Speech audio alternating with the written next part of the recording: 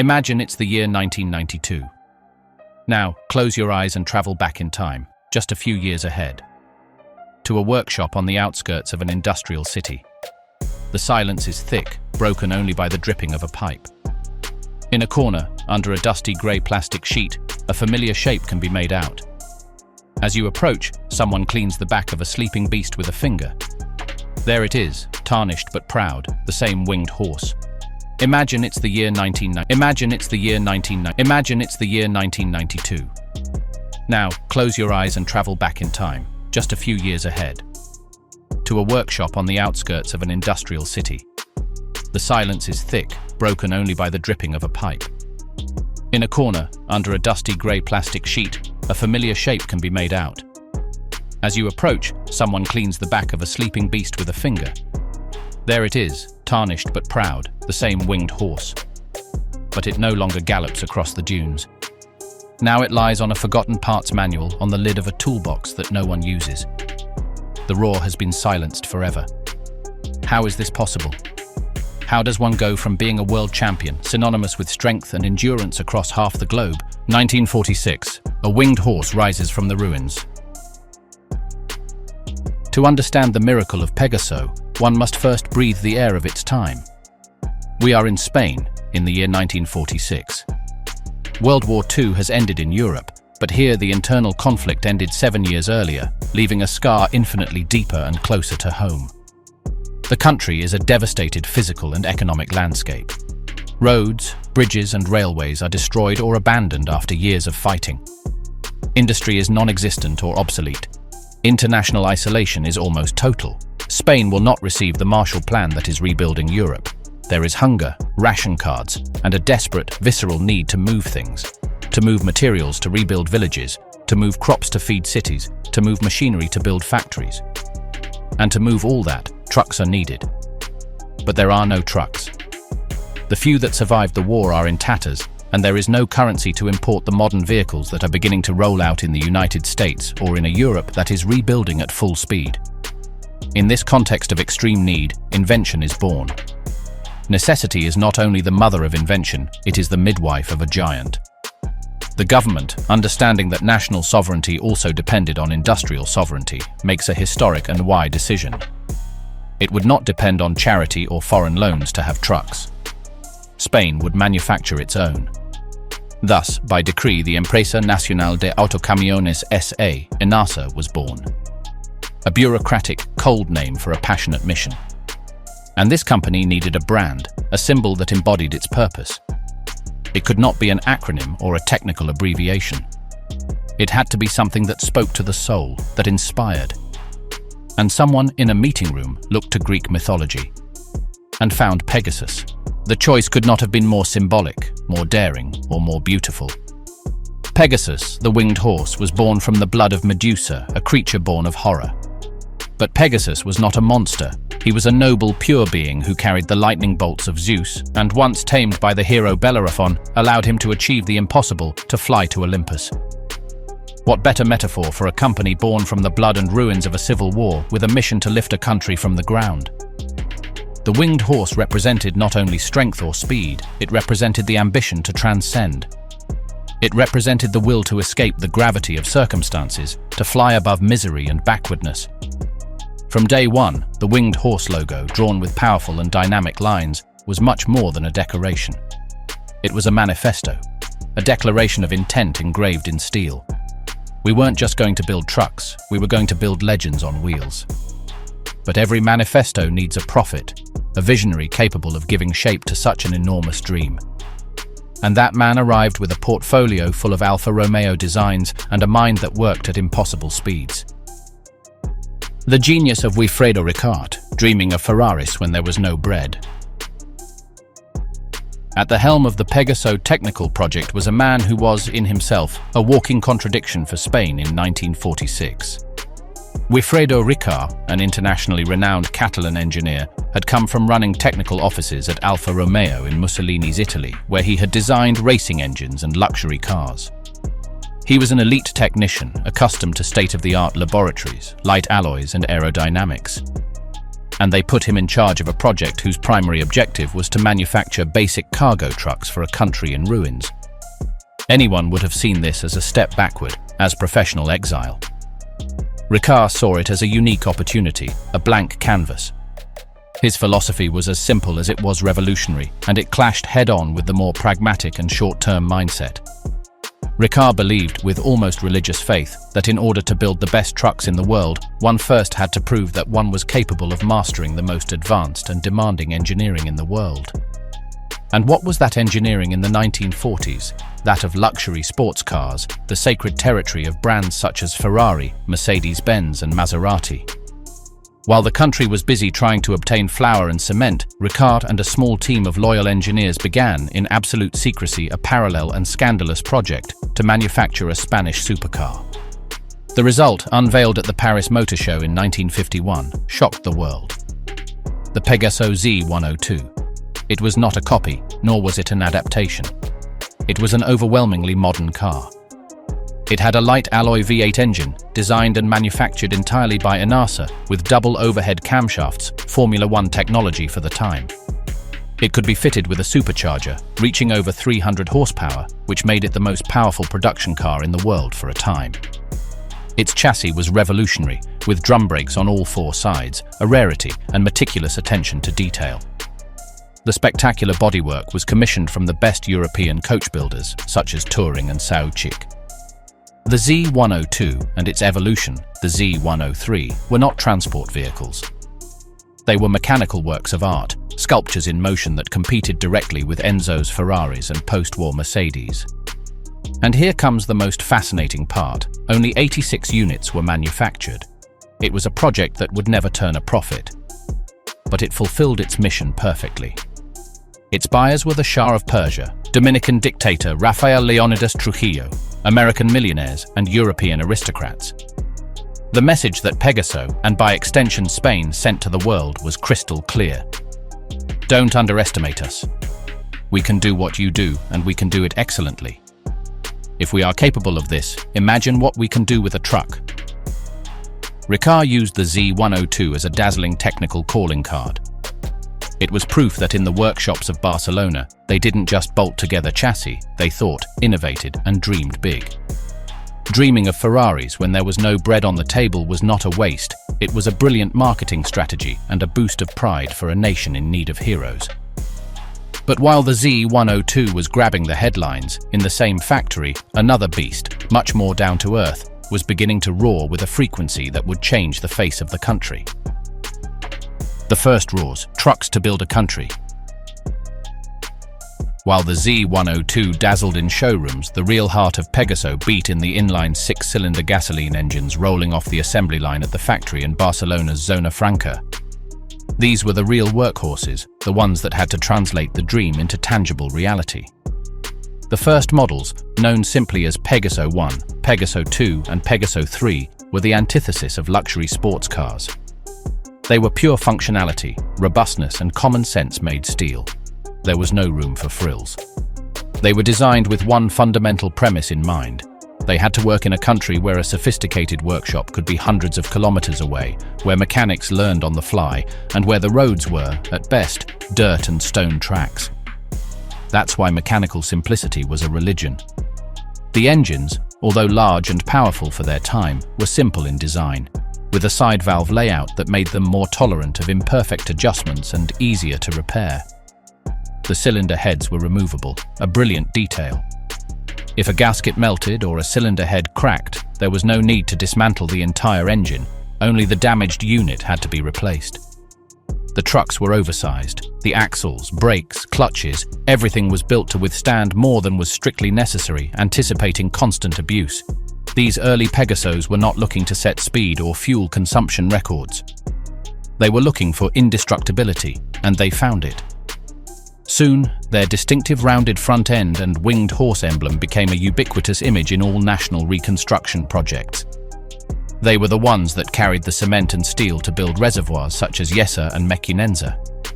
It was their trailers that transported the beams for the first blast furnaces in the Basque steel industry. Their chassis were the basis for the first buses that connected provincial capitals with remote villages. They literally became the mobile backbone of Spain in the 1950s. For transporters, tough and pragmatic men, Pegaso earned something more valuable than a headline in a newspaper. It earned their respect and affection. A Pegaso could pull any load, climb any mountain pass fully loaded, and when something broke, it could be fixed with a few wrenches, a hammer, and a little ingenuity. It was not a foreign truck with unobtainable parts and incomprehensible electrical diagrams. It was ours. Thus was born a practical myth made of mud and oil, which added to the myth of luxury and technology. Pegaso had achieved something unique. It was both the unattainable dream of a sports car and the reliable workmate of the small-town truck driver. It had proven it could fly with the Z102, and now it proved it could walk steadily on the roughest terrain. But Pegaso was not destined to be just a local hero, no matter how great its domestic feat. Once the winged horse had proven its strength and reliability on the rough roads at home, it looked up. It looked toward the horizon, beyond the Pyrenees, beyond the Atlantic. And on that horizon, it found an entire continent that curiously resembled it greatly. A continent of vast distances, winding roads, extreme climates, and a fierce need for reliable and simple transportation. Latin America wasn't waiting for a truck full of electronics, it was waiting for a workhorse. And Pegaso, which had just finished forging itself in the crucible of post-war Spain, had the perfect steel. The phase of building a country was over. Now it was time for the great conquest. The conquest of America and the Golden Summit. Pegaso had tamed the Spanish landscape. Its trucks had gone from being a rarity to being the very heartbeat of the highways, a sound as familiar as church bells. But a company named after a mythological steed cannot be satisfied with grazing only in its own pasture. The gaze of its executives, like that of the ancient explorers, turned westward toward the immense and promising horizon offered by Latin America. There they would find no saturated markets or established competitors. They were going to find something much more valuable, a twin need. Latin America, in the midst of expanding its cities and industry, needed sturdy vehicles for roads that were often little more than promises on a map. And Pegaso needed to scale up, grow, and stop being a local phenomenon to become a global player. This chapter is not just about truck exports. It is about how a steel machine forged an empire of trust across an ocean, and how, from that pinnacle of glory, the first small, unstoppable cracks began to appear. The Comet, the truck that forged an empire in Latin America. International expansion needed a workhorse, and Pegaso, with its keen sense of opportunity, knew how to find it in a strategic alliance. In the early 1960s, it established a partnership agreement with the British company Leyland Motors. From this marriage of convenience would be born the vehicle that, more than any other, would engrave the name Pegaso in the collective memory of a continent, the Pegaso Comet. The Comet was not designed to win elegance contests or break speed records. It was designed with pragmatic and profound intelligence. Its success was based on three pillars that were music to the ears of any Latin American transporter: rock-solid reliability, simple maintenance, and almost biological adaptability. Mechanically, it was a masterpiece of predictability. It used six-cylinder Leyland diesel engines, famous for their durability and low-end torque, ideal for climbing long hills under load.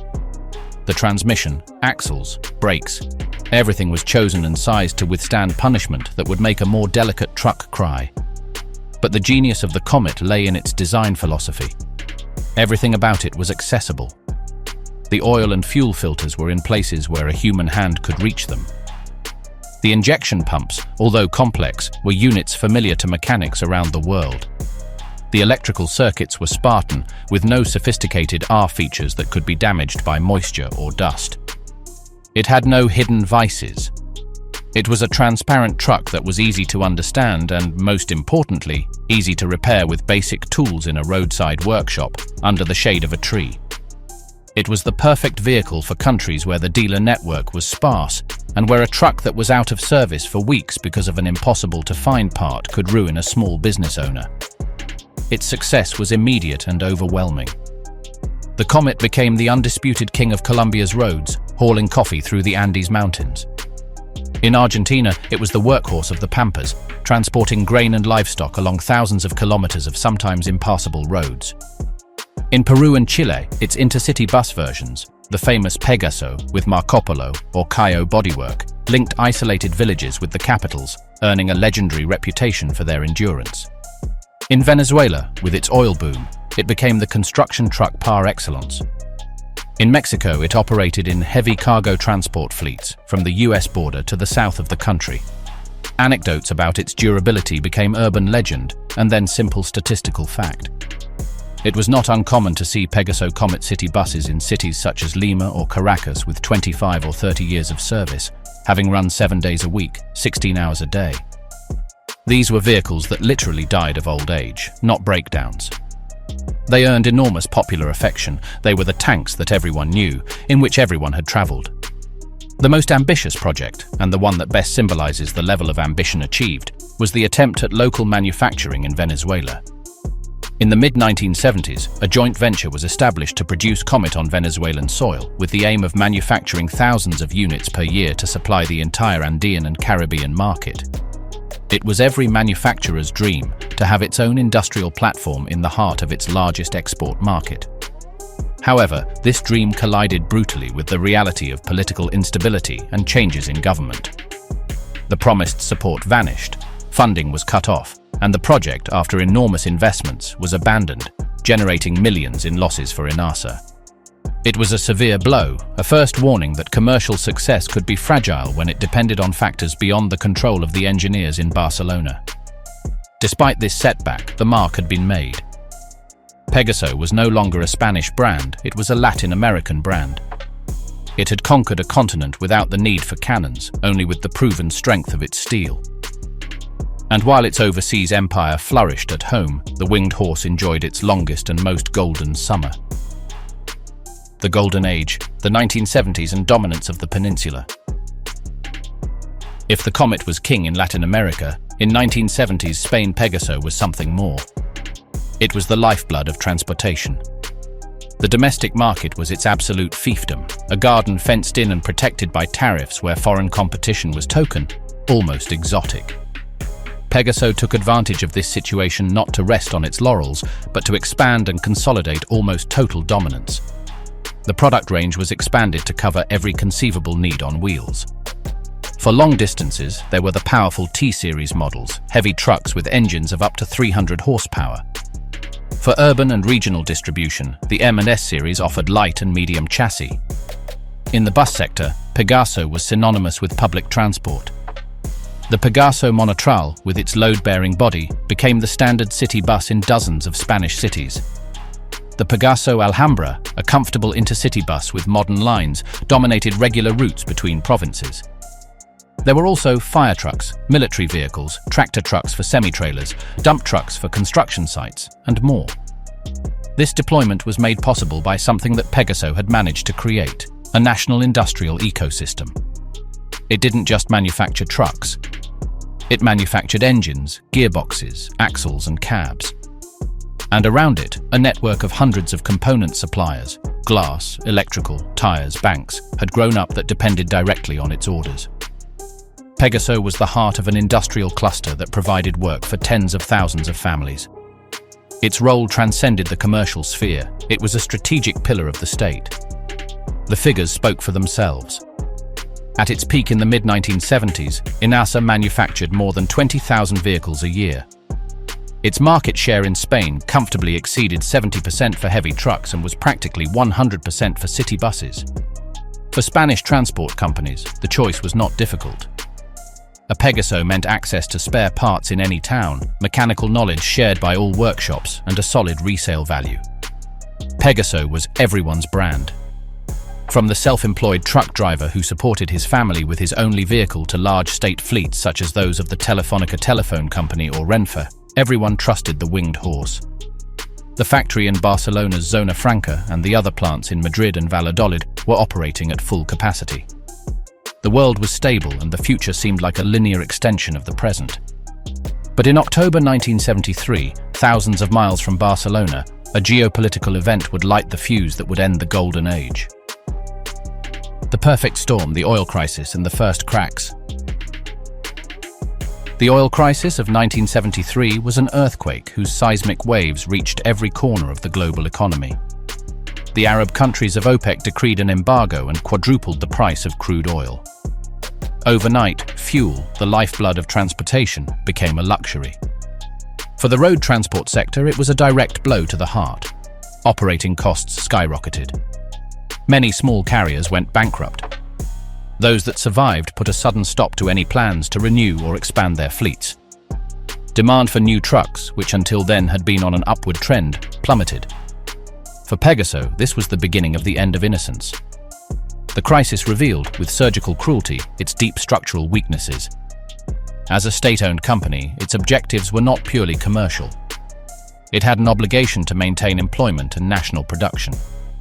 This translated into a huge workforce, with extremely high fixed costs, salaries, pensions, maintenance of giant factories, and a heavy, slow management structure that was unable to react quickly to market changes. When the lean times came, Pegaso was unable to adjust its size as quickly as necessary. It continued to manufacture trucks at a rate that the market could no longer absorb, accumulating unsellable stock. Inasa's accounts were in the red for the first time in a serious and sustained way. The company, accustomed to operating in a protected and stable environment, was not designed for austerity or fierce competition. Its Achilles heel, hitherto hidden by success, was exposed: total dependence on a protected market. It had grown strong, but in a greenhouse. It had not developed the necessary muscles: radical innovation, extreme efficiency, aggressive marketing, modern financial management, to survive in an open jungle. The Colossus was beginning to falter. Its foundations, made of political concrete and national necessity, were cracking under the pressure of a new economic reality. Pegaso was wounded, bleeding from the wound of profitability. But it was still strong, still enjoyed the affection of a country and an empire in America. However, the world around it was beginning to change at a dizzying speed for which its heavy armor was not prepared. The tariff walls that had protected its kingdom on the Iberian Peninsula for decades were beginning to crumble under the pressure of a new idea: European integration. And on the other side of those walls, waiting, were new giants. Giants such as Mercedes-Benz, Volvo, Scania, MAN, and Iveco, which had been waging trade wars in open markets for years, perfecting their products, their service networks, and their finances. They were more agile, more capitalized, and hungry for new territories. For them, Spain was the last frontier to conquer. The roar of their more efficient and modern engines could already be heard in the distance. The battle for the survival of the winged horse, the real battle, had just begun. The fall of the winged horse. The 1980s dawned in Spain with a new background noise, different from that of Pegaso engines. It was the sound of cranes lifting new buildings, the hum of computers in new offices, the whisper of a future called Europe. After Franco's death in 1975 and the transition to democracy, the country embarked on an unprecedented political and economic transformation. One of its cornerstones was integration into the European Economic Community, a process that involved, among other things, the dismantling of the tariff barriers that had protected domestic industry for decades. For Pegaso, that distant roar heard from beyond the Pyrenees suddenly became a deafening din at the gates of its own garden. The age of innocence and comfort was over. Now began a desperate race not for leadership, but for simple survival. The 1980s, the desperate search for an ally. The opening of the Spanish market was like opening the floodgates of a dam. A torrent of eager and prepared European brands flooded the roads that had long been Pegaso territory. Mercedes-Benz arrived with its aura of indestructible quality and impeccable service network. Volvo and Scania landed with their reputation for Nordic robustness and cabins that were palaces compared to the Spartan Spanish interiors. MAN and DAF offered modern technology and efficiency. And Iveco, the Italian consortium born of Fiat, OM, Lancia and Unic, arrived with fierce commercial aggressiveness. These were not competitors, they were predators in an ecosystem that was new to them. They offered what the Spanish market, increasingly demanding and exposed to new developments, was beginning to ask for: comfort for the driver, more fuel-efficient engines, less maintenance, and an image of modernity. Pegaso, weakened by accumulated losses following the oil crisis and hamstrung by its rigid state structure, suddenly found itself at a technological, commercial, and financial disadvantage. Its reaction was understandable, but desperate. to seek a strong technological partner that would provide it, at a stroke, with what had taken its rivals years to develop. Thus began a series of failed alliances that resembled a tragicomedy. First came American company International Harvester in the late 1970s. The collaboration bore some fruit, such as the V8 diesel engine that would equip some models, but IH itself was in serious trouble at home, and the alliance fizzled without providing a structural solution. Then came the flirtation with man in the early 1980s. A joint model was even manufactured, the Pegaso 108, basically a man with the winged horse on the grille. But the collaboration was superficial. MAN was not willing to give up its most advanced technology to a potential competitor in its own expansion market. The alliance broke down. Then came Volkswagen, with the idea of entering the heavy truck segment. This led to the Pegaso Volkswagen project, which never materialized into a convincing product. Finally, in the mid-1980s, a collaboration agreement was signed with DAF. This was perhaps the most serious, and it would give rise to an important part of the technology for the truck in which Pegaso would place its last hopes. But, again, it was only a partial solution. The underlying problem with all these alliances was that they were temporary fixes. Pegaso did not need a borrowed engine or gearbox. It needed a massive injection of capital for comprehensive industrial modernization. It needed to redesign its entire range from scratch, build new modular cabins with high levels of comfort and safety, develop modern direct injection and variable geometry turbo engines, and automate its outdated and unproductive factories. That cost billions of pesetas that the state, already in the midst of industrial restructuring and with other priorities, was unwilling to inject into a chronically loss-making company. Each alliance was an attempt to plug a hole in the hull of a ship that was sinking all over. While Pegaso negotiated and renegotiated, its rivals did not wait. They built dealerships, formed service networks, and took away one by one its long-standing customers. Large fleets, the most modern transport companies, and public administrations that no longer had to buy domestic by decree. The Spanish market was no longer a fiefdom, it was a battlefield, and Pegaso was losing the war on its own turf. But in the midst of this retreat, in the tunnels of its R&D department, a group of engineers faithful to Ricard's spirit were preparing one last dazzling move. The last flash of genius, the Pegaso Trona and victory in the Dakar Rally. In the late 1980s, when the end was already beginning to loom in the financial reports, Pegaso made a titanic effort to give birth to a truck that could compete on equal terms with the best in Europe.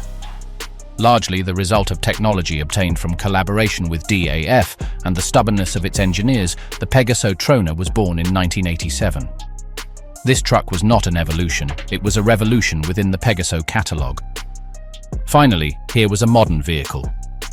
The Trona had a spacious modular cab with an interior that could match the comfort, air conditioning, beds, sound insulation of its Scandinavian rivals. Its lines were angular and aerodynamic, a far cry from the traditional rounded design of the Comet. Under the hood, it offered state-of-the-art engines with power ratings of up to 400 horsepower and synchronized gearboxes with up to 16 speeds. It was undoubtedly the most advanced truck ever to come out of the Anasa factories. A truck that any European brand could have been proud of.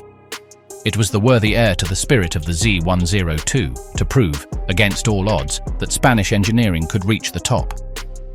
And to prove it to the world, Pegaso turned to the same arena used by the big names to validate their technology in the most extreme conditions, competition. A racing team prepared several Tronas to participate in the Dakar Rally, the toughest endurance test on the planet, where trucks faced dunes, rocks, extreme heat, and thousands of kilometers of mechanical torture. And against all odds, in 1992, a Pegaso Trona driven by the Spanish Perlini team crossed the finish line in Dakar as the overall winner in the truck category. It was a monumental feat. Images of the Trona covered in dust and glory with the winged horse on the hood were seen around the world. It was the dream victory, the ultimate technical confirmation. But here lies the cruelest tragic paradox in the entire history of Pegaso. The triumph in Dakar, the moment of maximum sporting glory and engineering validation, occurred when the company that manufactured it was in financial intensive care, on life support from state aid and on the verge of privatization. The world celebrated the champion, unaware that the champion was about to be evicted. The Troner became the perfect metaphor for Pegaso's fate, technically brilliant, commercially late. It hit the market when the commercial battle was almost lost, when the sales network was falling apart, and when the brand image was already more associated with the past than the future. Transporters admired the Troner, but when it came time to sign the check, many opted for the security of a brand with a future, such as Mercedes or Volvo. The Troner was a beacon of excellence that illuminated, with blinding light, the impending shipwreck.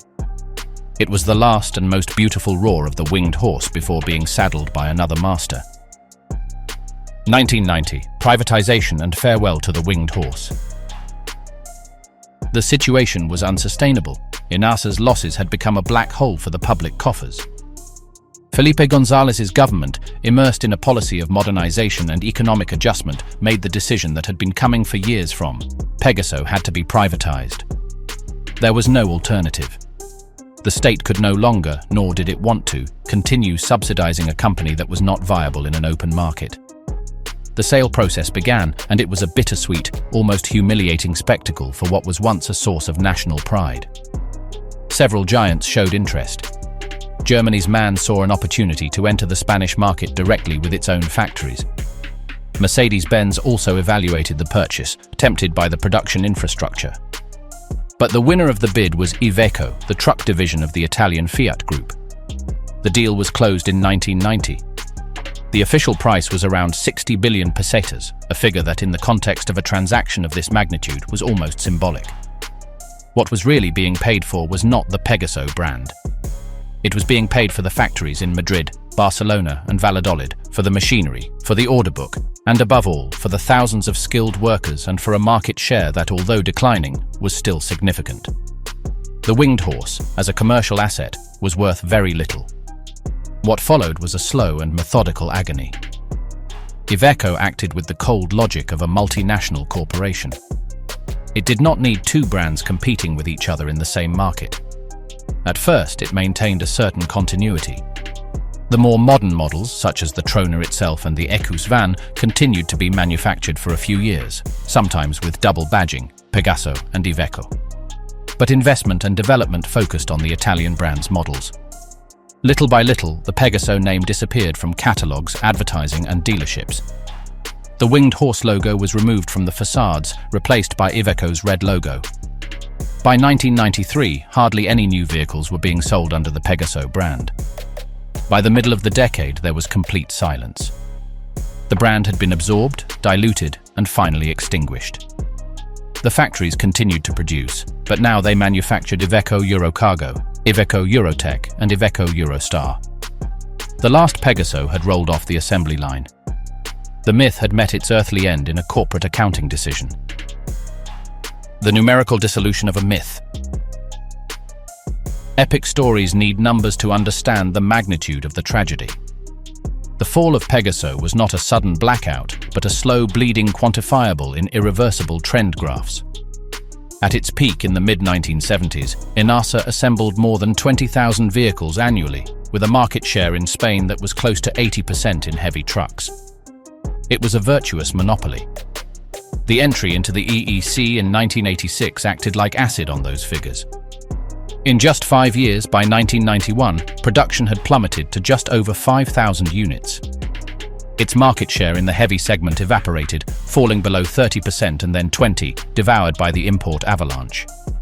The finances told the same story in red. The losses accumulated during the 1980s exceeded 100 billion pesetas at the time, a constant hemorrhage that the state could not and did not want to continue to plug.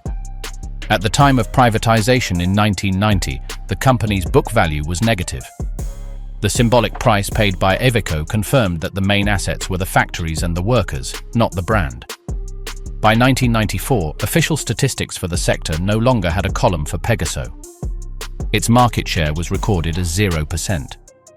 The last, coldest and most definitive piece of data was statistical silence. The winged horse had disappeared not only from the roads but also from the industry's annual reports, dissolved into the category of others, and then into nothingness. In the end, the numbers wrote the final chapter that nostalgia refused to draw. So what really happened to the Pegaso truck brand? The easy answer would be to say that Iveco bought it. But that is only the administrative outcome. The deeper answer is that Pegaso died of a change of era. Its history is the chronicle of a head-on collision between two irreconcilable worlds. It was born and raised in a world of protected national economies, where the state was customer, protector, and patron. It triumphed in a world of heroic engineering, where a man like Ricard could dream of supercars to demonstrate a nation's worth, and where hammer-strike robustness was the supreme virtue. But the world turned towards fierce globalization, towards economies of scale, where what counts is not national pride but global market share, extreme efficiency, and platform standardization. It turned towards the era of the multinational, agile, ruthless, and with unlimited financial muscle. Pegaso did not die because it made bad trucks. It died because the world for which it was designed ceased to exist. It was a magnificent sailboat, built to navigate controlled seas, which suddenly found itself in the middle of an ocean infested with motorized battleships. Its legacy, therefore, is twofold. On the one hand, it is the eternal pride of having proven that it could be done, of having won the Dakar Rally, of having made a country dream of winged steel horses. On the other hand, it is the hardest lesson. That in industry, nostalgia is not a business model, that even flying high you cannot escape the changing winds of history, economics, and politics. The winged horse, in the end, could not escape the gravity of the new times. What does Pegaso represent to you? The symbol of engineering with soul, of when machines had a name and a history, or the clearest example of what happens to those who do not adapt in time to the ruthless rules of the global market? Do you remember seeing a Pegaso on the road, perhaps in your childhood, or do you have any family or work anecdotes involving these trucks? Did your father or grandfather drive one? Tell us about it in the comments.